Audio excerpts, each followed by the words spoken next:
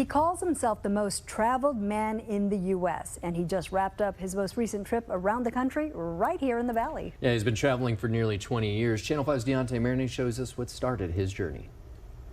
Daniel Siddiqui has made a name for himself as the most traveled man in the U.S. He's been to all 50 states, making stops in major cities and small towns. One of the last stops on his journey, the Rio Grande Valley. It's flatter than I expected here. It's very tropical. He says although he's been all across the country, one thing he noticed immediately is how communication in the valley is a bit different.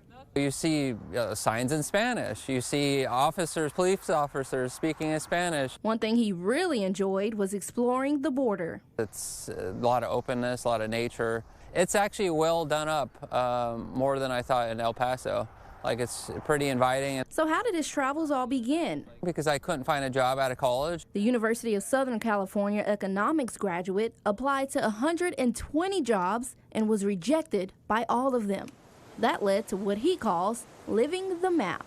And I ended up living in a rental car because I didn't even own a vehicle, so I had to rent a car, and I was just sleeping out of that, just trying to find my way. And then that's when the concept was created, is out of the ultimate low. I was like, hey, if I'm going to be struggling, I might as well be struggling with a purpose. Not too long after, he found himself on a mission to work in all 50 states, doing odd jobs. It was kind of cool, even though I had to file my taxes in all 50 states. That really sucked. But it wasn't all bad. He found himself being a woodworker in Pennsylvania, a farmer in Nebraska, and making syrup in Vermont. And at one point, even sandwiched between two sumo wrestlers in Rhode Island. Meeting people is what actually inspired me to keep on going, because I'm learning so much about people, their way of life, why they choose, their career, what they're passionate about. He hopes his journey inspires others to keep moving through rejection in tough times. His last stop will be in Corpus Christi, then he'll retire from traveling.